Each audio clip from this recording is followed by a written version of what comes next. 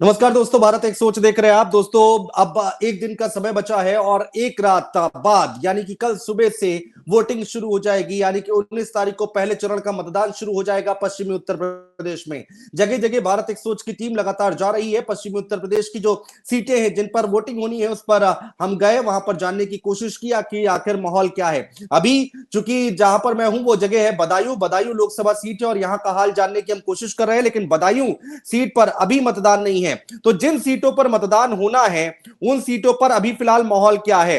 सहारनपुर की बात करें, कैराना, मुजफ्फरनगर, बिजनौर, नगीना, मुरादाबाद, रामपुर और पीलीभीत, यहां पर चुनाव होने हैं पश्चिमी उत्तर प्रदेश में। और इनका विश्लेषण, सटीक विश्लेषण करने के लिए हमारे साथ वरिष्ठ पत्रकार डॉक्टर संदीप श्रीवास्तव जुड़ चुके हैं, जो कि राजनीति की अच्छी समझ रखते हैं। उत्तर प्रदेश के राजनीति को बहुत सालों से, दशकों से देखते आए हैं और समझते आए हैं। उनका विश्लेषण जानना और समझना बहुत जरूरी हो गया है। सबसे पहले संदीप जी, बहुत स्वागत है आपका। संदीप जी, अगर हम बात करें इन 8 सीटों की, तो सबसे पहले चलिए शुरुआत करते हैं पश्चिमी उत्तर प्रदेश में नगीना लोकसभा सीट की। इसका विश्लेषण अगर आप करें तो करेंगे कैसे? ओम कुमार भारतीय जनता पार्टी के विधायक है, 3 बार के वो चुनावी ताल ठोक रहे हैं। चंद्रशेखर आजाद पार्टी से हैं, जो कि अच्छी फाइट देते हुए दिखाई दे रहे हैं। मनोज कुमार जो कि जज रहे हैं, वो समाजवादी पार्टी की तरफ से हैं। तो कितनी तगड़ी फाइट नगीना लोकसभा सीट की देख रहे हैं आप? देखिए, नगीना में अभी फिलहाल जो स्थिति है अनुज जी, उसके अनुसार मुझे लगता है यहाँ पे शायद त्रिकोणीय मुकाबला हो सकता है। सीधी टक्कर अगर कही जाए तो वो समाजवादी पार्टी के मनोज कुमार, जिनका आप नाम ले रहे हैं, और बीजेपी, और उसके बाद जो चंद्रशेखर आजाद रावण के आने के बाद नगीना सीट जो है, मुझे लगता है ये 8 सीटों में सबसे महत्वपूर्ण सीट है, जिसपे बीएसपी के साथ साथ भाजपा का भी ध्यान होगा, क्योंकि लोकसभा में पूर्व में ये बीएसपी के पास ये सीट रह चुकी है, आप जानते हैं।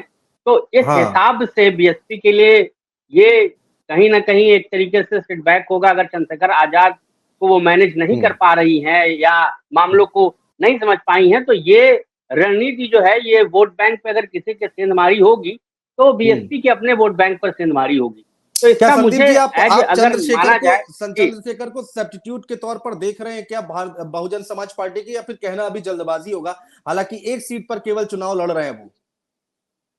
देखिए, जिस तरीके से वो लगे हुए हैं और आकाश आनंद के आने के बाद जिस तरीके से मायावती ने उनको बागडोर संभाली है उत्तर प्रदेश की, या पूरे देश की बागडोर एक तरीके से संभाल दी है, उनको अपना सत्ता का हस्तांतरण कर दिया है, तो उसके हिसाब से देखिए अभी बहुत कुछ कहना जल्दबाजी होगी अनुज जी। लेकिन फिलहाल नगीना सीट पे ये कहीं से भी आप खारिज नहीं कर सकते हैं कि चंद्रशेखर रावण हल्के प्रत्याशी के तौर पर वहां चुनाव लड़ रहे हैं।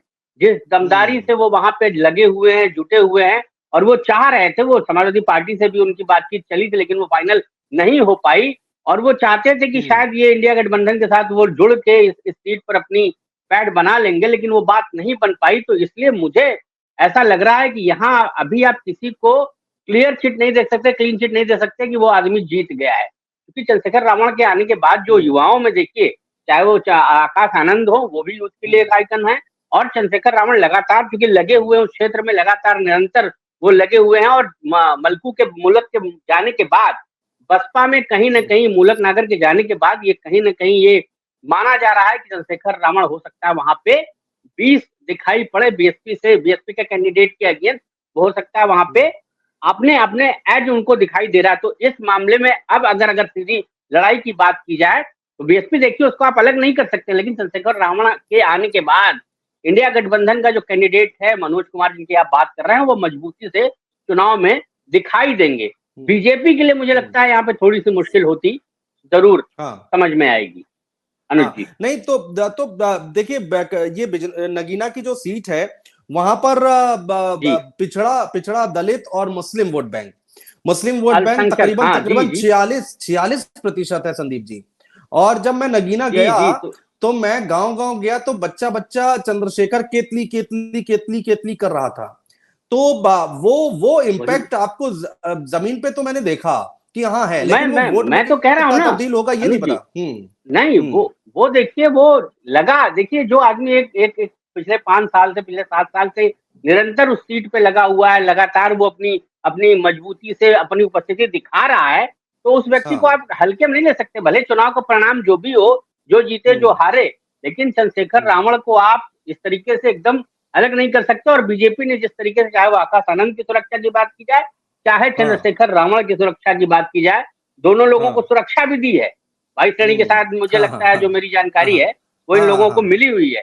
तो कहीं ना कहीं बीजेपी ये एज चाहती है कि ये सुरक्षा देके या उनका जो कहते हैं ना सिंपैथी वोट अपनी तरफ टर्न आउट करा लेना। तो मुझे लगता है इसमें मनोज कुमार जो समाजवादी पार्टी या इंडिया गठबंधन से जो चुनाव लड़ रहे हैं, वो कहीं ना कहीं, मैं लगातार ये कह रहा हूँ कि अगर दो फाइट अगर कहीं दिखाई देगी तो वो आपको मनोज कुमार और चंद्रशेखर रावण में सीधी टक्कर मुझे लगता है। आकाश आनंद के जाने के बाद वहां पे क्या स्थिति बनी है, बसपा का वोट बैंक क्योंकि बहुत महत्वपूर्ण वोट बैंक है वहां पे, उस पर सेंधमारी अगर चंद्रशेखर रावण करते हैं तो इसका फायदा कहीं ना कहीं इंडिया गठबंधन के कैंडिडेट को जरूर मिलेगा। देखिए 80 लोकसभा सीटों पर चुनाव हो रहे हैं और पहले फेज में सबसे ज्यादा अगर चर्चाएं हो रही हैं तो नगीना की हो रही हैं और कैराना की हो रही है। नगीना लोकसभा सीट पर देखिए जितने बड़े नेता हैं वो सब पहुंच गए रैली करने के लिए और जनसभा करने के लिए, हर कोई वहां पर गया। आकाश आनंद ने भी वहां से अपना चुनावी शंखनाद किया, तो इंपॉर्टेंस और इसकी महत्ता हम लोग समझ सकते हैं। संदीप जी अब कैराना की हम बात करते हैं, दूसरी लोकसभा सीट जो कि बहुत ही चर्चाओं में है, और इकरा हसन की चर्चाएं सोशल मीडिया पर तो कम से कम बहुत हो रही है। अब वो भी कितना दम दिखा पाती है देखना बहुत दिलचस्प। कैराना को कैसे देखते हैं? कैराना का मैं जरा बताऊं 36% मुस्लिम वोट बैंक यहां पर है और जाटों मिलाकर 18% है, गुज्जर 7% है, सैनी 7% है, राजपूत 6% है। तो आपको ये पश्चिमी उत्तर प्रदेश में कैराना लोकसभा सीट पर विश्लेषण करने के लिए कहा जाए तो कैसे करेंगे? देखिए, कैराना में जो आपने बताया है, जिस तरीके से आपने वोट बैंक को सेक्रीफाइस किया है, उसके अनुसार इकरा हसन को कहीं से आप हल्का नहीं मान सकते। ठीक है, वो भले जमीनी हकीकत जो कही जा रही हो, इकरा हसन कोई कमजोर प्रत्याशी भी नहीं है, ठीक है, लेकिन अगर वो इस बेल्ट की बात की जाए, कैराना की बेल्ट की बात की जाए, तो देखिए वहां पे आपको पूर्व में जो घटनाएं हुई है वो मालूम है, सभी को मालूम है, सभी लोग जानते हैं। तो बीजेपी को एज होता कहीं ना कहीं से उस मामले में, जिस जिस बात को हम स्क्रीन पे नहीं कह सकते हैं, अगर उन मामलों को छोड़ दिया जाए तो कैराना सीट बेहद ही एक तरीके से कहा जाए कि संवेदनशील सीट मानी जाएगी। इस 8 सीटों में, जिन 8 सीटों पर चुनाव हो रहा है, वहां कैराना जो है, वो कैराना चूंकि मुस्लिम बाहुल्य कहा जाता है कि मुस्लिमों को कि वहां एक तरीके से बहुसंख्यक माना जाता है, वहां तो सीट पर उनकी बहुतायत है। तो ये सीट मुझे लगता है बीजेपी के लिए एक बड़ी चुनौती होगी, और चुनौती से निपटने के लिए बीजेपी क्या रणनीति अपनाती है, क्या, चूंकि उनका इन्फोर्समेंट जो है बहुत मजबूत है, उनका जो बूथ मैनेजमेंट है वो बहुत मजबूत है। और इंडिया गठबंधन की बात की जाए तो जो देखिए एक जो बड़ा अंतर है ना अनुज जी, उनके चुनाव प्रबंधन में और इंडिया गठबंधन के चुनाव प्रबंधन में, कि इंडिया गठबंधन के लोग अभी जमीन पर उतनी तेजी से नहीं दिखाई दिए जितनी तेजी से एनडीए गठबंधन के लोग लगे रहे। तो ये अंतर इकरारा हसन को कितना लॉस में पहुंचाता है और किस तरीके से वो चुनाव वहां पे लड़ती है। कैराना एक बहुत महत्वपूर्ण सीट है उत्तर प्रदेश में। रामपुर, कैराना और नगीना, ये मुजफ्फरनगर संजीव बालियान जहां चुनाव लड़ रहे हैं। तो ये सारी सीटें जो हैं, इनको आप हल्के में नहीं ले सकते। और ये बहुत प्रदीप चौधरी जो कि मौजूदा सांसद है कैराना के, वहां पर मैंने देखा है कि प्रदीप चौधरी के लिए लोग कह रहे थे कि भाई हम पहचानते नहीं हैं इनको, अगर आ जाए तो हम पहचाने। एंटी इनकम्बेंसी का यहाँ पर आपको दिख रहा है कि कैराना लोकसभा सीट पर दिखाई देगी क्या? उसका कुछ असर दिखाई देगा? 10 साल से सांसद है। देखिए वो एक महत्वपूर्ण मुद्दा हो सकता है, क्योंकि बहुत सी सीटों पर बीजेपी ने प्रत्याशियों को रिपीट किया है अनुज जी। तो कुछ सीटों पर अगर बीजेपी ने, देखिए 2 सीटें आज अभी तक नहीं समझ में आई हैं कि रायबरेली से कौन चुनाव लड़ेगा और कैसरगंज से कौन चुनाव लड़ेगा। इतना बड़ा मैनेजमेंट के बाद भी इन दोनों सीटों पर चुनौती अभी भी बरकरार है। तो इसलिए अगर लोग वहां के कह रहे हैं कि उन्होंने प्रदीप जी को नहीं देखा है, तो ये कहीं ना कहीं एंटी इनकम्बेंसी दिखाती है। लेकिन बीजेपी चूंकि इस मामले में माहिर मानी जाती है कि वो मैनेजमेंट करने में उसका कोई मुकाबला नहीं है, उनके पास इतनी जबरदस्त टीम है, तो क्या इंडिया गठबंधन या और जो पार्टियां वहां पे चुनाव लड़ रही हैं, बीएसपी वहां पे कैसे अपने आप को प्रोटेक्ट कर रही है। तो इन सब चीजों पे, और जो राम मंदिर का मुद्दा है, क्या वो मुद्दा आज के समय में इतना महत्वपूर्ण है कि क्या कैराना का चुनाव क्या उस मुद्दे पर लड़ा जा सकता है? राम मंदिर हो, ज्ञानवापी हो, मथुरा हो, चाहे बहुत सारे मुद्दे, क्योंकि वो एक ऐसा मामला वहां पे बनता है जो कि हिंदू और मुस्लिमों के बीच जो खाई को बढ़ाने का काम अगर करने का कोई एक ऐसा विषय है, तो वो विषय वहां पे भी आपको दिखाई पड़ेगा। पूरे पश्चिमी उत्तर प्रदेश में आप ये देख सकते हैं कि वहां एकदम साफ साफ आपको जो कहे जाते हैं ना विभाजन एकदम स्पष्ट दिखाई पड़ता है।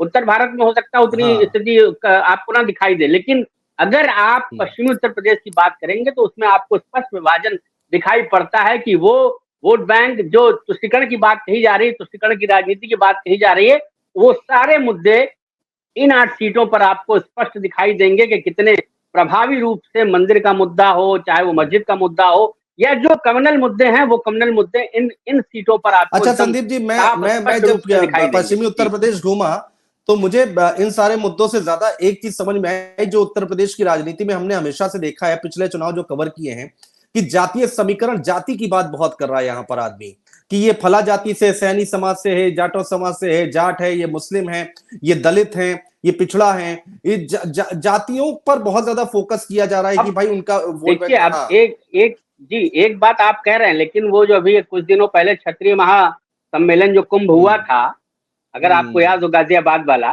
तो वो मैटर भी यहाँ कहीं ना कहीं ये पूरे पश्चिमी उत्तर प्रदेश में, और जिस तरीके से संगीत सोम और संजीव बालियान में खुली हाँ। बगावत दिख रही है दोनों लोगों में, हाँ। अगर हाँ। उन सारे मुद्दों को भी अगर आप यहाँ पे ले आते हैं, कराना से भी उसको अगर जोड़ देते हैं, तो वो कहीं ना कहीं इन्फ्लुएंस करता है। लेकिन अब ये है ना कि जो वहां की जनता है, क्या वो मोदी की गारंटी पे बिलीव करती है या इंडिया गठबंधन को अपना समर्थन देती है? क्योंकि कैराना भी बहुत विवादास्पद एक तरीके से सीट रही है, उस पर आप सामान्य तरीके से नहीं कह सकते कि सामान्य चुनाव हो जाएगा और वहां पे परिणाम एक तरीके से प्रभावित नहीं होंगे।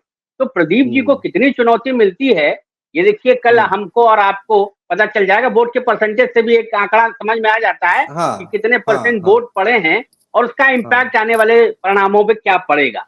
तो ये कहीं ना मैं कहीं ये दिखा देगा। मुजफ्फरनगर गया था संदीप जी, तो हरेन जी मलिक का मैंने इंटरव्यू किया, समाजवादी पार्टी से जो चुनाव लड़ रहे हैं, तो उन्होंने कहा कि देखिए हम जीत रहे हैं और ज्यादा दूर नहीं, 4 जून को नहीं, आप 19 तारीख को शाम को आ जाइएगा, हम बता देंगे कि यहाँ का रिजल्ट क्या है।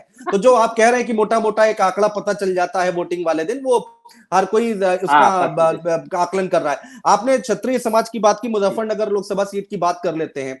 संजीव बालियान जिनके खिलाफ लोग कह रहे हैं कि नाराजगी है, जिनके खिलाफ लोग कह रहे हैं ठाकुर समाज नाराज है, भाई, और संगीत उसका सोम का फायदा। इंटरव्यू अगर आप हाँ। देखें, अनुज जी, संगीत सोम का इंटरव्यू देखें अगर आप, सोशल मीडिया पे जो चल रहा है, वो जी खुलेआम जी जी। चुनौती दे रहे हैं संजीव बालियान जी को। वो तो कहीं हाँ। छिपा नहीं, किसी से नहीं छिपा है। वो कहते हैं वो मेरे स्तर के नेता हाँ। नहीं है, मैं उनसे बात नहीं कर सकता, उनकी औकात नहीं है। तो ये अपने आप हम्म। में देखिए गुटबाजी, ऐसा नहीं कि बीजेपी के अंदर नहीं है, क्योंकि उनके क्या मैनेजमेंट बहुत अच्छा है, प्रबंधन उनका इतना जबरदस्त हाँ। है कि कोई भी व्यक्ति हाँ। कोई किसी के खिलाफ बोलता नहीं है। मुझे लगता है ऐसे बहुत कम चुनिंदे मामले होंगे जिसपे ऑन स्क्रीन किसी नेता ने किसी बड़े हाँ। नेता के खिलाफ ऐसी बयानबाजी की हो।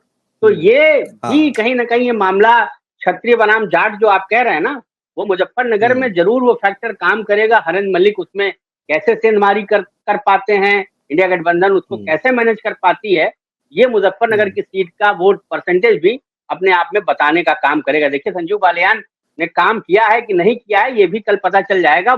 जब वोट पड़ेगा, उसका जो लास्ट 5 बजे जो हमारे पास उसकी रिपोर्ट आएगी, उससे हम ये तय कर लेंगे कि उनकी लोकप्रियता कितनी अच्छी है और कितने कामगार वो मुजफ्फरनगर के लिए साबित होते हैं। आने वाले 4 जून को वो रिजल्ट जब क्लियर होगा तो सबको क्लियर हो जाएगा। तो हरेन मलिक को आप हल्के में मत लीजिए, क्योंकि वो भी किसी पर्टिकुलर समुदाय से आते हैं, ठीक है। तो अगर जाट गुर्जर उनके साथ जाता है, ठीक है, आरएलडी के जाने समर्थन के बाद भी, आरएलडी देखिए उसके उनके बयानों के बाद उनकी अपनी स्थिति बहुत अच्छी मुझे नहीं लगती है कि बीजेपी के साथ जाने के बाद पूरा जाट उनके साथ चला जाएगा। पूरा तो नहीं जाएगा हरेन संदीप मलिक की जी, अपनी व्यक्तिगत पूरा पूरा हाँ वही मैं पूरा कह रहा हूँ ना। पूरा नहीं जाएगा, लेकिन लेकिन लेकिन लेकिन संदीप जी, मैं जब घूम रहा था पश्चिमी उत्तर प्रदेश, तो जो आरएलडी के समर्थक थे वो कह रहे हैं कि भाई हमारा दिल तो कह रहा है कि इकरा हसन के तरफ हम झुक रहे हैं, इकरा हसन अच्छी प्रत्याशी हैं, बाकी सीटों पर भी ऐसी चर्चाएं हो रही हैं, लेकिन हम फंस गए हैं, जयंत चौधरी उधर चले गए और जयंत चौधरी की बेइज्जती हमें बर्दाश्त नहीं है। तो वो बेचारा वोटर भी फंसा हुआ है, जो समर्थक है वो फंसा हुआ है कि जाए तो जाए किधर। नहीं, वो देखिए ऐसा नहीं है कि जयंत चौधरी के जाने के बाद बहुत ज्यादा फायदा बीजेपी को होता नहीं दिखाई पड़ रहा है। और चूंकि राज्यसभा वो समाजवादी पार्टी के सहयोग से गए थे, हाँ तो उनके ऊपर हाँ ये हाँ भी लगातार आरोप लग रहा है कि उन्होंने धोखेबाजी की है। तो वहां के जो व्यक्तिगत जो क्षेत्रीय लोग हैं, उनसे ये आरएलडी के जो प्रमुख है जयंत चौधरी, वो आंखें मिलाएंगे कैसे कि आप हाँ। विधानसभा का चुनाव किसी और के साथ लड़ते हैं, राज्यसभा किसी और के थ्रू जाते हैं, और लोकसभा में आप वही मैं चवन्नी वाली जो उनका स्टेटमेंट था, वो तो आपने अपने आप हम्म। ही साबित कर दिया। तो मैंने तो बीजेपी सवाल रणनीति कर लिया देखिए। लोगों से, मैंने तो संदीप जी जी सवाल कर लिया लोगों से कि अभी तो 22 के चुनाव में आपने बीजेपी को हराया है झंडा और डंडा लेकर, और अब हाँ, वही लोकसभा वही चुनाव में आप वही बीजेपी कह के रहे। कैंडिडेट को जिताने की बात कर रहे हैं, तो आप हाँ कैसे करेंगे? तो ये भाई। सारे हैं। और मुजफ्फरनगर की बात करें संदीप जी, तो यहाँ पर 36% मुस्लिम वोट बैंक है। त्यागी राजपूत हाँ, ये 8 और महत्वपूर्ण है। 5 से 6% है, सैनी 4% है ना, गुज्जर 3% है, जाट 8% है, जाटो 10% है। तो मैं ये कहना चाह रहा हूं कि अभी मैं धौलाना भी गया था, वहां गाजियाबाद धौलाना, वहां अच्छा। पर जाट समुदाय के लोगों ने अच्छी खासी हम्म। बड़ी महापंचायत की और वहां पे अच्छे खासे लोग इकट्ठा हुए थे। उनसे जब मैंने बात की तो नाराजगी अच्छी खासी देखने को मिली थी। तो क्या ये पश्चिमी उत्तर प्रदेश में मुजफ्फरनगर सीट पे, इन तमाम सीटों पर ये जो ठाकुर समाज नाराज है, जिस जो ये परसेप्शन बना है अभी इलेक्शन जैसे जैसे करीब आए, उसका कितना इम्पैक्ट पड़ता दिखाई दे रहा है आपको? देखिए, 27 से 28 सीटों में सिर्फ एक सीटों पर क्षत्रिय समाज को प्रतिनिधित्व दिया गया है। तो जी। वो कहीं ना कहीं वो उनके मन में गुस्सा है। अब वो गुस्सा को हम्म। मैनेज करने के लिए राजनाथ सिंह जो राणा जी हैं, उनको और संगीत सोम को कैसे लगाया गया है, वो कितना मैनेज हम्म। कर पाते हैं। और संगीत सोम का जो बयान है, वो लगातार ये हम्म। दर्शा रहा है कि कहीं ना कहीं वो संजीव बालियान से बहुत ज्यादा हम्म। दुखी हैं, वो उनसे खुश नहीं है। तो मुझे नहीं हम्म। लगता कि वो क्षत्रियों को एक मैसेज दे पाएंगे, या ये हम्म। कहने में वो स्पष्ट हैं जिस तरीके से गाजियाबाद से टिकट काटा गया है क्षत्रिय जो उनके समर्थक थे। तो उस हम्म। आधार पर अगर आप ये कहते हैं वीके सिंह का जिस तरीके से टिकट काटा गया है, हाँ तो ये हाँ। कहीं ना कहीं क्षत्रियों को ये लगता है कि हम्म। अगर उनके इतने होनहार नेता का टिकट काट दिया गया, जो सेना पे इतने बड़े प्रमुख पद पे रहा हो, जिसके ऊपर इस तरीके हम्म। कोई मतलब बहुत आप कह सकते हैं कि कोई स्पष्ट दाग नहीं है, तो अगर हम्म। उनका टिकट काट दिया गया है, तो क्षत्रिय समाज में नाराजगी स्पष्ट दिखती है। और उसके बाद जाट और गुर्जर अगर उस समुदाय के नाराज हो जाते हैं, जिनका आप हम्म। वोट परसेंट बता रहे हैं कि बहुत अच्छा माना जा रहा है, उस पर्टिकुलर हम्म। 17% के आसपास माना जाता है, मुझे लगता है ओवरऑल अगर आप देखें। तो बिल्कुल। अगर इस स्थिति में हम्म। दलित, मुस्लिम और क्षत्रिय और जाट और एक एक हम्म। साथ अगर होके उनको vote against against NDA against BJP कर देते हैं, तो वो कहीं हम्म। ना कहीं एनडीए के लिए वो एक तरीके से धक्का होगा, और इंडिया गठबंधन के लिए मुझे लगता है कि वो कहीं ना कहीं पॉजिटिव रोल प्ले करेगा। लेकिन अच्छा सबसे बड़ा हाँ मामला वही है कि मैनेजमेंट कैसे हाँ। करता है इंडिया गठबंधन इन मैनेजमेंट कैसे करता है? सारे विषयों को। बिल्कुल ठीक बात है, बिल्कुल ठीक बात है, और एकदम ईमानदारी से साफ गोई आप बात रखते हैं, इसीलिए आपको लोग जी सुनते भी हैं। अब सहारनपुर की बात कर लेते हैं। 42% मुस्लिम वोट बैंक है संदीप जी यहाँ पर, 42%। 17% जाटो। इमरान मसूद जो है लड़ रहे हैं, लखनपाल बीजेपी से लड़ रहे हैं। बीएसपी ने मुस्लिम वोट वोट यहाँ पर प्रत्याशी उतारा है, और माजिद अली को सहारनपुर से। तो ये भी बड़ी इंटरेस्ट, अभी हमने देखा था प्रियंका गांधी गई थी, रोड शो किया था, तो बहुत जो हमें जी जी, हाँ भीड़ कैमरे पर बहुत है। दिखाई दिया, मैं तो वहां पर नहीं नहीं, मौजूद नहीं भीड़ था, वो दिखाई दे रही। लेकिन जी जी हाँ जी, भीड़ नहीं दिखाई भीड़ दे रही भीड़ थी तो सोशल मीडिया पे हाँ। वो दिख रहा था। अब वही है कि हम्म। वो भीड़ कन्वर्ट कितना होती है वोट में, अनुज जी, ये महत्वपूर्ण हम्म। हम्म। है। भीड़ तो जाती है, क्या वो भीड़ कन्वर्ट हो पाती है वोट में? क्योंकि बीएसपी ने भी वहां इमरान मसूद के अगेंस्ट एक मुस्लिम को ही खड़ा कर दिया है। तो हाँ इमरान हाँ हाँ मसूद क्योंकि लगातार वो चुनाव में पराजय ही हाँ झेल रहे हैं, अभी तक उनको जीत कभी मिली नहीं है। तो इस हिसाब हाँ। से और जो इस तरीके से उनका जो बयान आया है, जिस तरीके से उन्होंने पब्लिक हम्म। मीटिंग में साफ कहा है, हम्म। तो वो कहीं ना हम्म। कहीं ये संदेश दिखाता है, जो लखनपाल जी उनके खिलाफ चुनाव लड़ रहे हैं, तो वो कहीं ना कहीं बीजेपी जो कि सहारनपुर में कही जाती है कि मजबूत है, लेकिन जो हम्म। वोट परसेंटेज की अगर आप बात करें, चाहे वो मुस्लिमों की बात की जाए, चाहे जाटों की बात की जाए, दलितों की बात की जाए, या अन्य समुदाय की बात की जाए, तो उसके हम्म। हिसाब से मुझे लगता है कि अल्पसंख्यक कुछ ना कुछ वहां पे जरूर रोल प्ले करेगा। लेकिन अब हाँ बीएसपी ने हाँ। जिस तरीके से मुस्लिम कैंडिडेट वहां बड़ा पे बड़ा खड़ा वोट कर दिया, बैंक तो है, क्या बड़ा इमरान। वोट बैंक है, हाँ, और बड़ा वो वोट तय बैंक है करता है जी। तो किसको सत्ता इमरान, में जाना है। हाँ, तो इमरान मसूद के लिए कितनी चुनौती बीएसपी बन सकती है। और उससे जैसे कहा जा रहा है कि बीएसपी जो है बीजेपी की बी टीम के तौर पर काम कर रही है, मैक्सिमम हम्म। सीटों पर उसने मुस्लिमों के खिलाफ मुस्लिम प्रत्याशी खड़ा किए हैं। तो ये कहीं ना कहीं इंडिया गठबंधन के लिए चुनौती है। और इस चुनौती से बीजेपी देखिए, उसके लिए तो ये एक तरीके से प्रॉफिट का गेम होगा। इमरान मसूद के खिलाफ कोई एक मुस्लिम कैंडिडेट वहां पे खड़ा कर दिया गया है सहारनपुर में, क्योंकि इमरान मसूद के जो कहा जाता है ना कि पारिवारिक सीट एक तरीके से रही है, लेकिन पिछले कुछ सालों से अगर कहा जाए तो वो वहां से उनकी दरख्तें जो है वो खसकती हुई नजर आ रही हैं। तो वो खसकती हुई दरख्तें जिस तरीके से इस बार बयान दिया सपा का साथ है, देखिए इस बार सपा का साथ है, वो क्या हाँ, इम्पैक्ट डालेगा? वो अब वो मुस्लिम कितनी तरीके से उनके साथ पोलराइज होकर वोट शेयर करता है, और उसमें कितने जो अन्य समुदाय के लोग हैं उनका अगर कुछ परसेंट भी इधर शिफ्ट होता है, तो लखन पाल जी के लिए सीधी चुनौती इमरान मसूद ही होंगे। बीएसपी को मुझे लगता है बीएसपी सपा को डैमेज या इंडिया गठबंधन को डैमेज करने के लिए उसने कैंडिडेट खड़ा किया है, उसमें लखन पाल को मुझे नहीं लगता कि बहुत ज्यादा नुकसान की संभावना यहाँ पे दिखाई दे रही है। अनुज जी। अच्छा संदीप जी, ये पीलीभीत की बात कर लें, बहुत इंपॉर्टेंट सीट है ये। वरुण गांधी का टिकट कटा है और जितिन प्रसाद यहाँ से चुनाव लड़ रहे हैं, इसका विश्लेषण अगर आप करें तो कैसे करेंगे? अब देखिए, प्रधानमंत्री की रैली होती है और जो मौजूदा सांसद, जब तक चुनाव नहीं हो जाता तब तक तो वरुण गांधी वहां के सांसद कहे जाएंगे। 4 जून के बाद अगर जो जीतेगा वो उनकी गद्दी को शिफ्ट करेगा। तो अगर वो उस रैली में नहीं आते हैं और मेनका गांधी से पूछा जाता है सवाल कि आपका चुनाव क्या वरुण गांधी मैनेज करेंगे, तो वो कहते हैं कि पार्टी के लोग मैनेज करेंगे, वरुण गांधी को मैनेज करेंगे मेरा चुनाव। तो ये कहीं ना कहीं, और देखिए लोकप्रिय तो रहे हैं, ऐसा तो नहीं कहा जा सकता कि लोकप्रियता उनकी नहीं है, तो लेकिन अभी भी चुनाव लड़ जाते, तो मैं गारंटी से कह रहा हूं कि जीत तभी जीत जाते, लेकिन अभी तक न तो कोई उनका ऑफिशियल बयान वरुण गांधी का आया है, और ना कहीं से उन्होंने कोई ट्वीट किया है, कोई एक्स पे जाके, कोई ट्विटर या किसी उस पे जाके उन्होंने कोई बात लिखी है।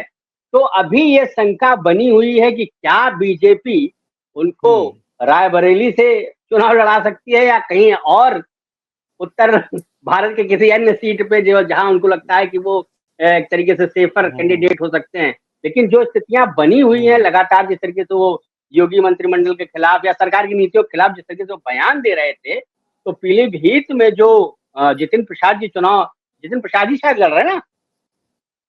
हाँ, जी कौन लड़ रहा है? जितिन प्रसाद ही लड़ रहा है। हाँ, जितिन कैबिनेट मंत्री है उत्तर प्रदेश सरकार के। तो उनके लिए देखिए वो कह रहे थे कि मैं मुंबई बना दूंगा, तो अखिलेश यादव ने उस पर कटाक्ष भी किया है कि अभी 4 दिन पहले आप आए हैं और आप इसको मुंबई बनाने की बात कर रहे हैं, पहले मुंबई जाके देख तो लीजिए, उसकी सड़कों का कुछ अगर उस तरीके हला भला आप इस पीलीभीत का कर दीजिए तो वही बड़ी बात है। तो वो बयानबाजी, लेकिन क्योंकि वो सीट बीजेपी की रही है, चाहे वो मेनका जी लड़ी हो चाहे वो वरुण गांधी लड़े हो, तो वो परंपरागत सीट तो बीजेपी की रही है, लेकिन क्योंकि वहां सिखों का वोट एक बहुत महत्वपूर्ण वोट बैंक के आधार पर माना जाता है, और चूंकि हिंदुओं का वोट बैंक भी एक तरीके सॉलिड वोट बैंक कहा जाता है, तो उस आधार पर पीलीभीत में अभी तो ये कहा जा रहा है कि जितिन प्रसाद को हो सकता है एज मिल रहा हो, लेकिन इंडिया गठबंधन का जो प्रत्याशी है वो भी कहीं से अपने आप को कमजोर नहीं मान रहे हैं। तो इस हिसाब से वॉकओवर नहीं दे सकते अनुज जी आप, वॉकओवर की स्थिति में नहीं है कि पीलीभीत से जितिन प्रसाद एकदम एक तरीके से एक तरफा निकल गए हैं, क्योंकि बहुत डिले से उन्होंने स्टार्ट भी किया, वहां कैंपेन भी बहुत पहले से नहीं कहा गया था कि वो चुनाव की तैयारियां वहां पे कर रहे होते, क्योंकि असमंजस की स्थिति बनी हुई थी। तो अंतिम चरण में वो कितना लोगों को कन्विंस कर पाते हैं जितिन प्रसाद, वहां के जो आम कार्यकर्ता हैं, बीजेपी का जो झंडा उठाते थे, क्या वो जो कार्यकर्ता है क्या वो जितिन प्रसाद को एक्सेप्ट कर पाएगा, उसमें कितना बड़ी बात डिस्ट्रॉय कर पाती है इंडिया गठबंधन। तो ये बहुत से ऐसे मुद्दे हैं, और क्योंकि वो साइलेंट हैं तो उनके जो वर्कर्स हैं वो कहीं ना कहीं देखिए डैमेज तो करेंगे ही। वो भले वरुण गांधी कुछ बोल नहीं रहे हो, चिट्ठी उन्होंने लिख के वहां की जनता से अपील की हो, लेकिन पर्टिकुलरली उन्होंने जितिन प्रसाद के लिए या पार्टी के लिए कोई स्पेशल चिट्ठी नहीं लिखी है कि बीजेपी के पक्ष में आप वोट कीजिए। तो ये कहीं ना कहीं एक ऐसा मैनेज करने की बात कही जा रही है, इंडिया गठबंधन उसको कैसे मैनेज कर पाती है वहां पे पीलीभीत में, और बीएसपी का वहां क्या रोल होता है अनुज जी। तो ये मुझे लगता है कि जितिन प्रसाद के लिए अभी फिलहाल तो चुनौती है, लेकिन अब कल का वोट परसेंटेज वही फिर मामला फंसेगा कि वोट परसेंटेज जितना ऊपर जाएगा उतना फायदा या नुकसान वो तय हो जाएगा, जितना कम होगा अच्छा उतना मुझे लगता है डैमेज होगा। संदीप जी, आखिर में 2 सीटें बचती हैं और बहुत चर्चा हुई है इन 2 सीटों की, मुरादाबाद और रामपुर। इन सीटों की बहुत चर्चा हुई जब टिकट दिया जा रहा था, तो अब इन दोनों सीटों का अगर हम मुरादाबाद और रामपुर तो भाई इंडिया गठबंधन के लिए बहुत बड़ी चुनौती बन गई थी वो दोनों सीटें। समाजवादी पार्टी, रामपुर चाहे आजम खान की बात कही जाए और चाहे वो मुरादाबाद रुचिवीरा को लेके कही जाए, या जो हाँ, वो नदवी साहब, मुफ्ती नदवी साहब साहब। वहां से आए चुनाव, हाँ, नदवी साहब, हाँ, उनको लेकर हाँ, अगर कहा जाए तो मामला, क्योंकि वहां पे अखिलेश बनाम आजम खां हो गया है अनुज, हाँ, क्योंकि आप हाँ, ग्राउंड पे रहे हैं तो आपको हाँ, ज्यादा अच्छे से पता होगा कि वहाँ क्या स्थिति है, रामपुर में या बिल्कुल। मुरादाबाद में। ठीक है, तो हम्म, वो स्थिति मुझे लगता है कि आप ज्यादा अच्छे से विश्लेषण कर पाएंगे कि रामपुर में हम्म, ग्राउंड रिपोर्ट क्या कह रही है, क्या आजम खान का जो विंग है, या जो लोग हाँ, चाहते थे कि जिनको आजम खान चाहते थे उनको चुनाव पे टिकट हम्म, मिले और वो निर्दलीय हम्म, प्रत्याशी के तौर पर वहां नॉमिनेशन कर गए हैं। तो ये बहुत हाँ, से ऐसे मामले हैं जो कहीं ना कहीं इंडिया गठबंधन के लिए चुनौती बनते हुए दिखाई दे रहे हैं। मुरादाबाद में भी एसटी हसन का टिकट काट दिया हाँ, गया, कटा आपने है, देखा हाँ, लास्ट मोमेंट पे हम्म, कटा है। तो हम्म, ऐसी स्थिति में वहां पे इंडिया गठबंधन के लिए सीधे सीधे चुनौती तो है ही है। चाहे वो हाँ, मुरादाबाद का चुनाव भी कहा जाता है कि आजम खान ही जिसको चाहते हैं वही जीतता है। बिल्कुल, तो बिल्कुल, आजम खान की आज की स्थिति, और क्या आजम खान समाजवादी पार्टी के नेता होने से ज्यादा बड़े नेता हो गए हैं, या हम्म, अखिलेश यादव से ज्यादा बड़े नेता हो गए हैं? तो इन हम्म, चुनौतियों के बीच, चाहे वो रामपुर की बात की जाए और चाहे मुरादाबाद की बात की जाए, तो इन दोनों हम्म, सीटों पर चुनौती जो है इंडिया गठबंधन के लिए अपने आप में बहुत बड़ी है। अब बीजेपी को वहां पे क्या एज मिलने वाला है, क्योंकि हम्म, लगातार जो कि उपचुनाव या विधानसभा के जो चुनाव हुए उसमें बीजेपी ने वहां पे जीती है उन सीटों को, तो इस लिहाज से अभी फिलहाल एज तो बीजेपी को दिख रहा है। लेकिन हम्म, अखिलेश यादव और इंडिया गठबंधन के जो लोग हैं वो वहां पे उसका, उन सीटों का प्रबंधन, उन सीटों का मैनेजमेंट कैसे करते हैं। और आपके हम्म, आने के बाद उस सीट पर हम्म, संजय सिंह ने जिस तरीके से नगीना में आज जिस तरीके से हम्म, अपनी स्पीच में बात कही है, हाँ, उन हाँ, बातों का, क्योंकि मुरादाबाद गाजियाबाद ये सब एक तरीके से कहा जाता है कि एनसीआर के ही लबो लबाब में हाँ, आते हैं, तो कुछ इफेक्ट हाँ, हाँ, आपका भी दिख सकता है। तो अगर हम्म, वो इफेक्ट वहां पे दिखता है, और आजम खान अगर कहा जाए कि इंटरनली अगर लगे होंगे समाजवादी पार्टी को जिताने के लिए, तब तो हम्म, इंडिया गठबंधन को हो सकता है चुनौती न मिले। लेकिन अगर वो नहीं सपोर्ट करते हैं और वहां पे बंटवारा या विभाजन अगर आपको दिखता है कि जो ऑफिशियल कैंडिडेट इंडिया गठबंधन का है उसको सपोर्ट नहीं कर रहे हैं आजम खान, तो ये कहीं ना हम्म, कहीं इंडिया गठबंधन के लिए एक तरीके से चुनौती पूर्ण चुनौती मामला है, बन जाएगा। मुरादाबाद सीट और रामपुर दोनों सीटें जो हैं, वो फिलहाल मुझे हम्म, लगता है, मेरा अपना ऐसा आंकड़ा, मेरा ऐसा मानना है कि फिलहाल इंडिया गठबंधन के लिए अभी टफ टास्क है। वो वोट परसेंटेज दो क्लियर कर सीटें, देगा कि वहां की भी स्थिति, हाँ, कि क्या हो सकती है। अभी तो संदीप जी पश्चिमी उत्तर प्रदेश में चुनाव स्टार्ट हो रहा है, अभी धीरे धीरे जब पूर्वांचल की तरफ, अवध की तरफ बढ़ेगा तो और इंटरेस्टिंग ये चुनाव जी होता जी जाएगा, रोचक होता जाएगा। अभी बहुत गर्मी पड़ रही है, हम लोग गर्मी में ग्राउंड पे जा रहे हैं, लोगों से बातचीत कर रहे हैं, चुनावी नहीं, गर्मी भी मैं बहुत देखिए, मैं ज्यादा बढ़ती जा रही है। एक बात, जी। मैं, हाँ, एक बात और मैं कहना चाहता हूँ कि इंडिया गठबंधन को थोड़ा जमीन पर आके काम करना बहुत जरूरी है अगर इनको बीजेपी और एनडीए को चुनौती देना है। क्योंकि आप सिर्फ प्रेस हम्म, कॉन्फ्रेंस करके आप चुनाव नहीं जीत सकते अनुज जी। हाँ, आपको उसके लिए हाँ, जमीन पर उतरना पड़ेगा। आप गाजियाबाद में प्रेस हम्म, कॉन्फ्रेंस कीजिए और वहां चले जाइए, तो हम्म, इससे चुनाव प्रबंधन नहीं होगा। आपको नहीं जमीन होगा, पे लगना होगा, कार्यकर्ताओं को ये महसूस हो कि हमारा नेता, हम्म, जैसे 12 में लगे थे अखिलेश यादव जी, हाँ, तो 12 से बिल्कुल, 17 तक वो मामला चला था, साइकिल से हम्म, डोर टू डोर कर रहे थे। हम्म, तो कुछ ना हम्म, कुछ वो रणनीति में आपको बदलाव लाना पड़ेगा अगर हम्म, एनडीए को गठबंधन को चुनौती देना है, और बीजेपी को हाँ, चुनौती उत्तर प्रदेश में देना है, क्योंकि 80 की 80 सीटें बहुत महत्वपूर्ण है। और जितनी हाँ, सीटें यहाँ पे कम होगी उसका इम्पैक्ट पूरे के पूरे गठबंधन पे आपको बड़ी दिखाई रैली पड़ेगा। करने जा रहे हैं, बड़ी तो जनसभा करने जा रहे हैं राहुल गांधी और अखिलेश यादव, 7 साल बाद एक साथ एक कोई जनसभा करते दिखाई हाँ देंगे, हाँ, चुनावी सभा। अमरोहा में है 20 तारीख को, जी यहाँ जी से जी। पास में ही है अमरोहा, शायद 100-110 हाँ, तो किलोमीटर ये होगा। पहले फेज के हाँ, पहले भी हो जाना चाहिए था एक हाँ, इंडिया हाँ, गठबंधन की एक रैली, जिससे वहां मैसेज के जाता, जो वोटर्स हैं बड़ा उनके मन मैसेज में, जाता। हाँ, एक एक बड़ा मैसेज जाता। तो मुझे लगता है कि इस मामले में यहाँ पे चूक हुई है इंडिया गठबंधन से, और उसका हम्म, खामियाजा ये वोट परसेंटेज जो कल पड़ेंगे वो मुझे लगता हम्म, है कि क्लियर आउट कर देंगे कि कौन आगे बढ़त की ओर बढ़ गया इन 8 सीटों पे, और किसको चुनौती मिलती हुई दिखाई दे रही साफ। बिल्कुल संदीप जी, जब जब हम लोग आपसे कहते हैं कि टाइम निकाल लीजिए, आप निकाल लेते हैं, उसके लिए बहुत थैंक यू। और हम कोशिश करेंगे कि कल जब जैसे ही वोट परसेंटेज आए तो आप हमारे लिए समय जरूर निकालिएगा, दर्शकों के लिए जरूर समय जरूर जरूर जरूर जरूर। निकालिएगा। 6 बजे के आसपास हम जरूर एक बार फिर से कल आपके साथ बैठेंगे, और आपका ठीक ठीक विश्लेषण ठीक बहुत ठीक है महत्वपूर्ण है। अनुज जी। बिल्कुल, बहुत शुक्रिया, बहुत शुक्रिया संदीप जी हमारे साथ जुड़ने के लिए, तमाम बातचीत करने के लिए।